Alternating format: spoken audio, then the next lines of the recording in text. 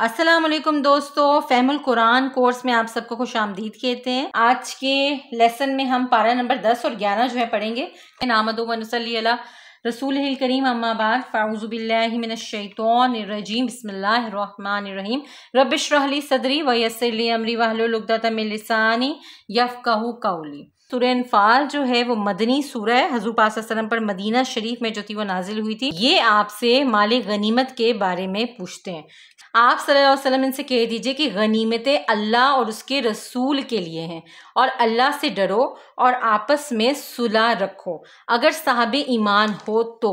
ए ईमान वालो लब्बैक। स्टार्ट करते हैं। शान नुज़ूल इसका ये कि हज़रत उबादा बिन सामित रज़ियल्लाहु अन्हु से मरवी है कि उन्होंने फरमाया ये आयत हम अहले बदर के हक में नाजिल हुई। ठीक है, अहले बदर कहते हैं बदर वालों को। ठीक है, जब गनीमत का मामला जो था, जब गनीमत के मामले में हमारे दरमियान इख्तलाफ पैदा हुआ और बदमज़गी की नौबत आ गई तो अल्लाह ताला ने मामला हमारे हाथ से निकाल कर अपने रसूलुल्लाह सल्लल्लाहु अलैहि वसल्लम के सपुर्द किया और आप सल्लल्लाहु अलैहि वसल्लम ने वो माल बराबर बराबर तकसीम कर दिया। ठीक है, ए ईमान वालो, अल्लाह और उसके रसूल सल्लल्लाहु अलैहि वसल्लम के बुलाने पर हाजिर हो। जब रसूल तुमको उस चीज़ के लिए बुलाएं जो तुमको ज़िंदगी बख्शा हो, जब कुरान पढ़ा जाए तो इनके ईमान में इजाफा और वो अल्लाह पर भरोसा रखते हैं। यही लोग हैं जो नमाज कायम करते हैं और अल्लाह की राह में खर्च करते हैं। यही सच्चे ईमान वाले हैं। अल्लाह के यहाँ इनका बड़ा दर्जा है, इज़्ज़त की रोज़ी है और मग़फ़रत है। और अल्लाह का काम नहीं कि इनको अज़ाब करे जब तक कि ए हबीब सल्लल्लाहु अलैहि वसल्लम तुम इनके दरमियान हो। और यकीन रखो अल्लाह तुम्हारा दोस्त है, बहुत ही अच्छा दोस्त है और बहुत ही अच्छा मददगार है। वालमू कहते हैं जी जान लो। ठीक है, अन्नमा कि जो कुछ गनीमत तुम लो, मिन शैइन। ठीक है, तो इसका पांचवा हिस्सा खुमुसा कहते हैं पांचवे को, वो किसका है? सिर्फ और सिर्फ रसूल का है। ठीक है, चलो याद रखें माले गनीमत 5 हिस्सों पर तकसीम किया जाएगा। इसमें से 4 हिस्से गानिमीन किए हैं। ठीक है, गनीमत का 5वां हिस्सा फिर 5 हिस्सों पर तकसीम होगा। ठीक है, समझ आ रही है ना? पहले 4 हिस्से किसको मिल गए? गानिमीन को मिल गए। ठीक है, फिर गनीमत का जो 5वां हिस्सा है ना, उसके भी आगे से यानी 5वें हिस्से के 5 हिस्से होंगे। ठीक है, इनमें से एक हिस्सा जो कुल माल का 25 हिस्सा होगा, 25% होगा। ठीक है, वो रसूलुल्लाह सल्लल्लाहु अलैहि वसल्लम के लिए है और एक हिस्सा आप सल्लल्लाहु अलैहि वसल्लम के अहले कराबत के लिए और फिर 3 हिस्से यतीमों, मस्कीनों और मुसाफिरों के लिए हैं। ठीक है, रसूलुल्लाह सल्लल्लाहु अलैहि वसल्लम के बाद यानी आप सल्लल्लाहु अलैहि वसल्लम के ज़ाहिरी विसाल के बाद हुज़ूर सल्लल्लाहु अलैहि वसल्लम और आप सल्लल्लाहु अलैहि वसल्लम के अहले कुराबत के हिस्से भी यतीमों, मस्कीनों और मुसाफिरों को मिलेंगे और ये 5वां हिस्सा इन्हीं तीनों पर तकसीम हो जाएगा। फिर आगे चलते हैं। फिर जंग बदर का जिक्र होता है। हमने ख्वाब में आप सल्लल्लाहु अलैहि वसल्लम को काफिरों की तादाद कम दिखाई ताकि आप सल्लल्लाहु अलैहि वसल्लम के साथियों के दिल मजबूत रहें। ए ईमान वालो लब्बैक, जब दुश्मन से लड़ो तो साबित कदम रहो और अल्लाह को बहुत याद करो ताकि तुम कामयाब हो और हुक्म मानो अल्लाह और उसके रसूल सल्लल्लाहु अलैहि वसल्लम का और आप सल्लल्लाहु अलैहि वसल्लम में ना झगड़ो वगरना तुम कमजोर पड़ जाओगे और तुम्हारा रोब जाता रहेगा और सब्र करो, बेशक अल्लाह सब्र करने वालों के क्या है? साथ है। और मोमिन अल्लाह पर तवक्कल करते हैं जो बड़ा जबरदस्त हिकमत वाला है। ठीक है, ये अल्लाह ताला की नेमत थी। नबी करीम सल्लल्लाहु अलैहि वसल्लम को कुफार की तादाद क्या दिखाई थी? बहुत ही थोड़ी दिखाई गई थी। ठीक है, हकीकत में तो बहुत ज्यादा थे ना। और आप सल्लल्लाहु अलैहि वसल्लम ने अपना ये ख्वाब ना सुबह उठ के असहाब से बयान किया तो इनकी ना हिम्मतें बढ़ गई और अपने ज़ौफ़ और कमजोरी का अंदेशा नहीं रहा और इन्हें दुश्मन पर जुर्रत पैदा हुई और कल्ब कवी हुए, इनके दिल मजबूत हुए। अंबिया का ख्वाब हक होता है। ठीक है, सच होता है। आप सल्लल्लाहु अलैहि वसल्लम को कुफार दिखाए गए थे यानी कम दिखाए गए थे और ऐसे कुफार जो दुनिया से बेईमान जाएं और कुफर ही पर इनका खात्मा हो वो थोड़े ही थे, क्योंकि जो लश्कर मुकाबिल आया था इसमें कसीर लोग वो थे जिन्हें अपनी जिंदगी में ईमान नसीब हुआ और ख्वाब में किल्लत की ताबीर ज़ैफ से है। ठीक है, चुनांचे अल्लाह ताला ने मुसलमानों को गालिब फरमाकर कुफार का ज़ैफ ज़ाहिर कर दिया।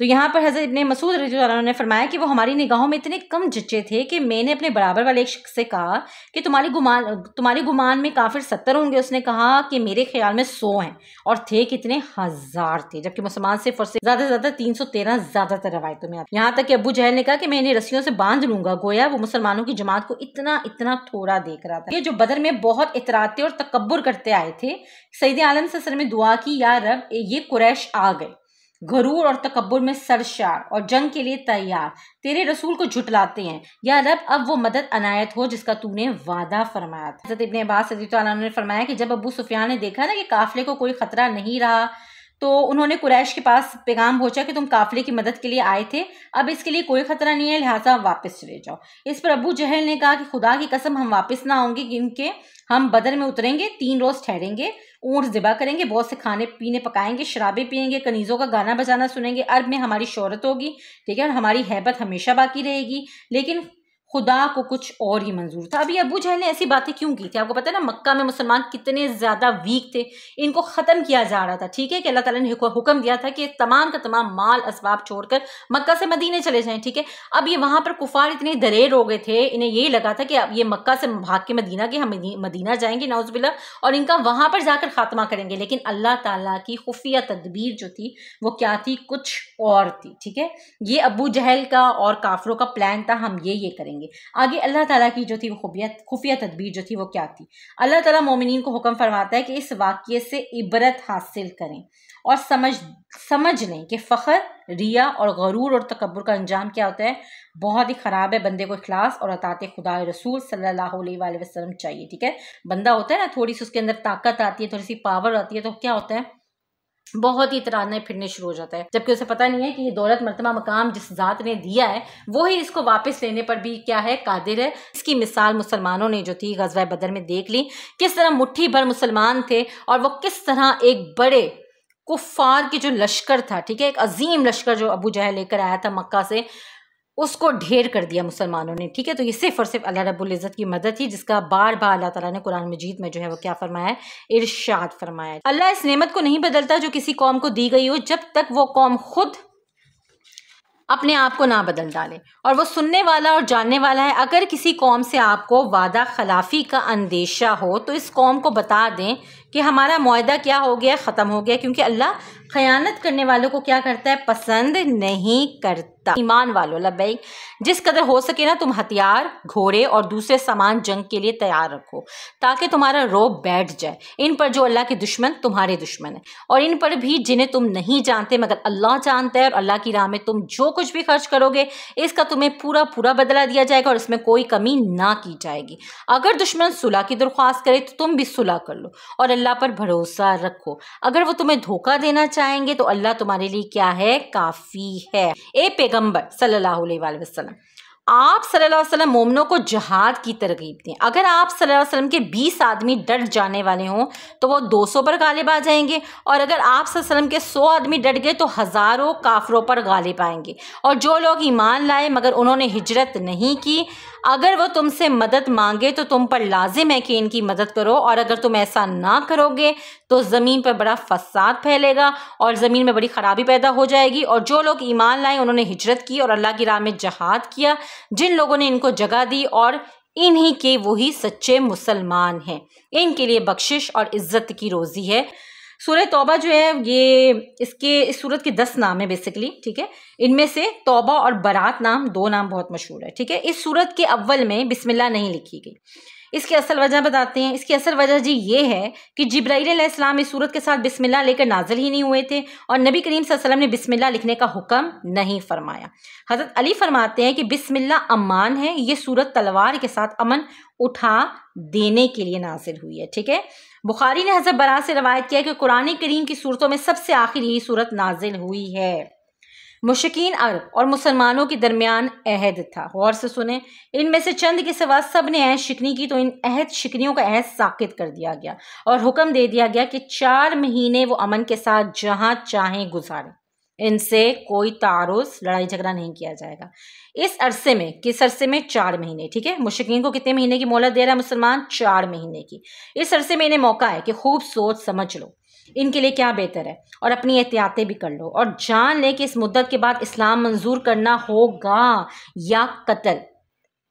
ये सूरत 9 हिजरी में फतह मक्का से 1 साल बाद नाजिल हुई है। रसूल करीम सल्लल्लाहु अलैहि वसल्लम ने इस सन में हज़रत अबू बकर सिद्दीक़ रज़ियल्लाहु अन्हु को अमीर हज मुकर्रर फरमाया था। इनके बाद हज़रत अली मुर्तज़ा को मजमे हज्जाज में ये सूरत सुनाने के लिए भेजा था। ठीक है, तो चुनाचे हज़रत अली ने 10 ज़िलहज को जमरा अकबा के पास खड़े होकर निदा की थी, या अय्युहन नासो, मैं तुम्हारी तरफ रसूलुल्लाह सल्लल्लाहु अलैहि वसल्लम का पैगाम लाया हूँ। लोगों ने कहा कि आप क्या पैगाम लाए हैं, तो आपने 30 या 40 आयतें ना इस सूरह मुबारक की तलावत फरमाई थी। किसकी? सूरह तौबा की।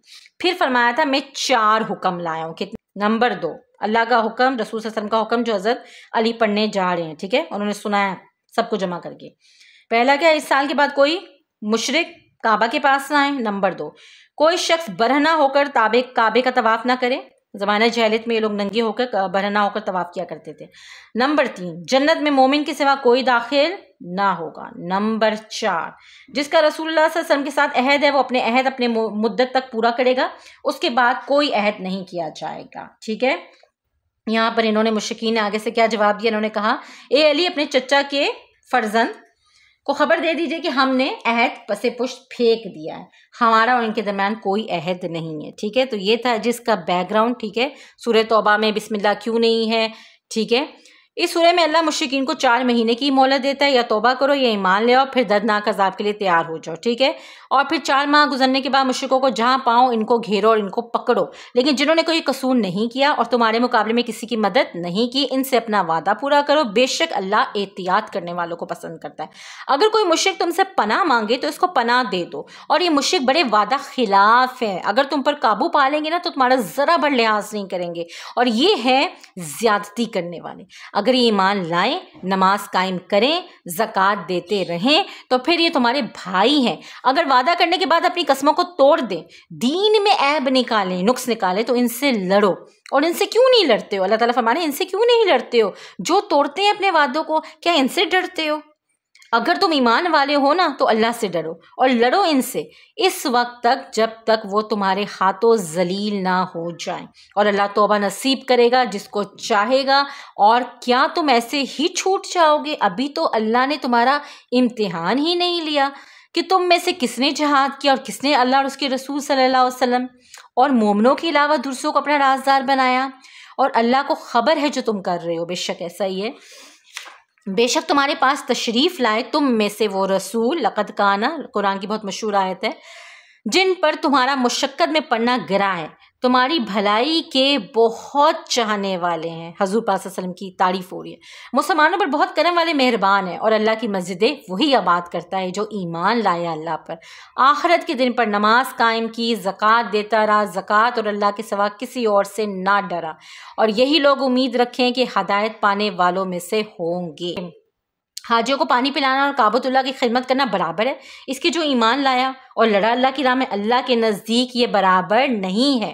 जो ईमान लाया, हिजरत की और अल्लाह की राह में अपनी जान और माल से लड़ा, अल्लाह के यहाँ इसका बड़ा दर्जा है, वही कामयाब होने वालों में से हैं। ए ईमान वालों, लबैक, अगर तुम्हारे बाप और भाई भी कुफर को अजीज़ रखें, ठीक है, बाप भाई से बढ़कर क्या होता है, ठीक है, अल्लाह रब्बुल इज़्ज़त फरमा रहे हैं, अगर तुम्हारे बाप और भाई भी कुफर को अजीज़ रखें ना तो इनका दोस्त मत बनाओ, जो उनको दोस्त रखेगा ना वही जालिम होगा।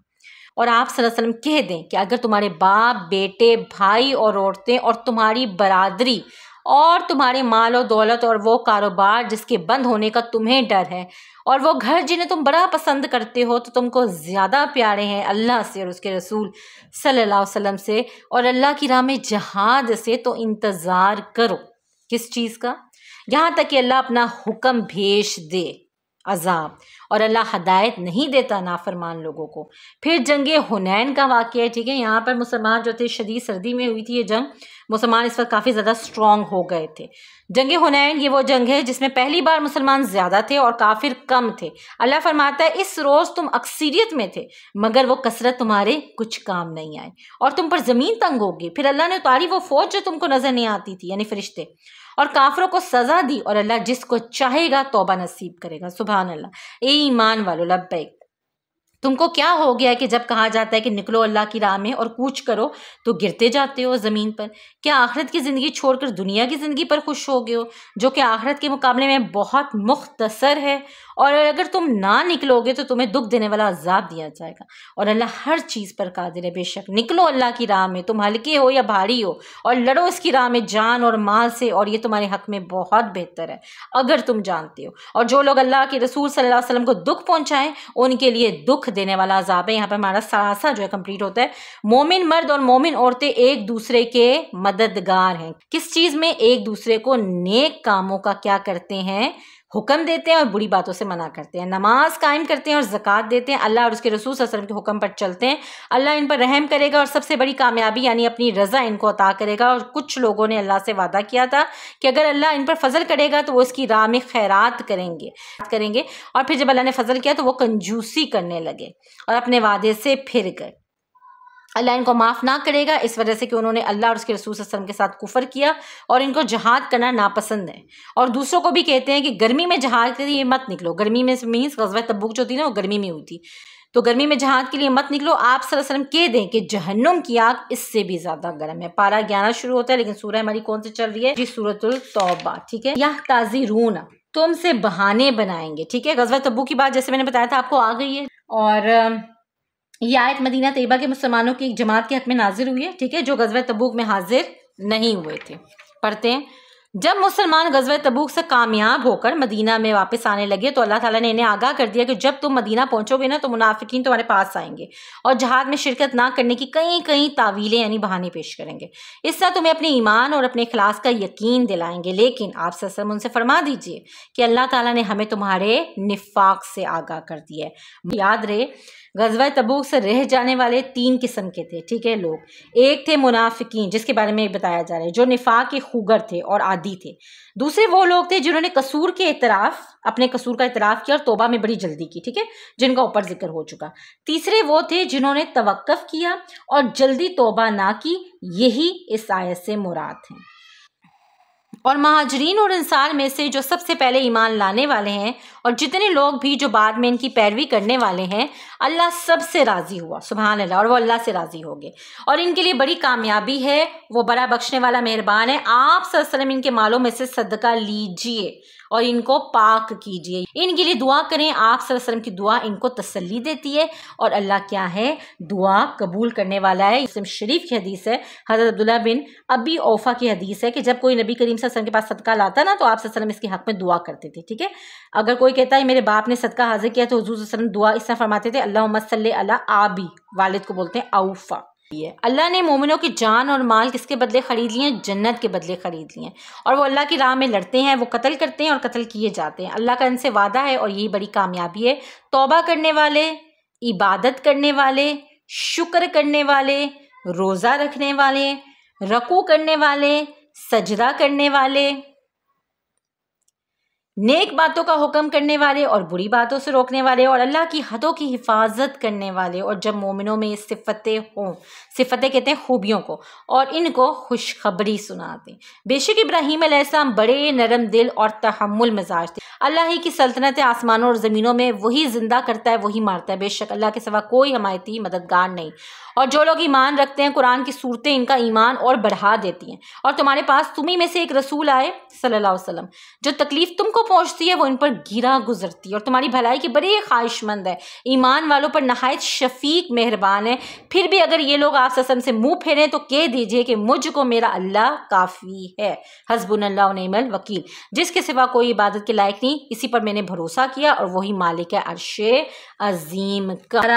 हज़रत उम्मे अमारा अंसारी रज़ियल्लाहु अन्हा फरमाती हैं, हजूर पाक सल्लल्लाहु अलैहि वसल्लम मेरे पास तशरीफ़ लाए तो मैंने आप सल्लल्लाहु अलैहि वसल्लम की खिदमत में खाना पेश किया तो इरशाद फरमाया तुम भी खाओ। मैंने अर्ज़ किया मैं रोज़े से हूँ तो रसूलुल्लाह सल्लल्लाहु अलैहि वसल्लम ने फरमाया जब तक रोज़ेदार के सामने खाना खाया जाता है फरिश्ते इस रोज़ेदार के लिए दुआए मग़फ़िरत करते रहते हैं। तो अल्लाह रब्बुल इज़्ज़त हमारे भी, हम सब रोज़ेदारों के रोज़े जो है वो कबूल व मंजूर फरमाए। वमा अलैना इल्लल बला।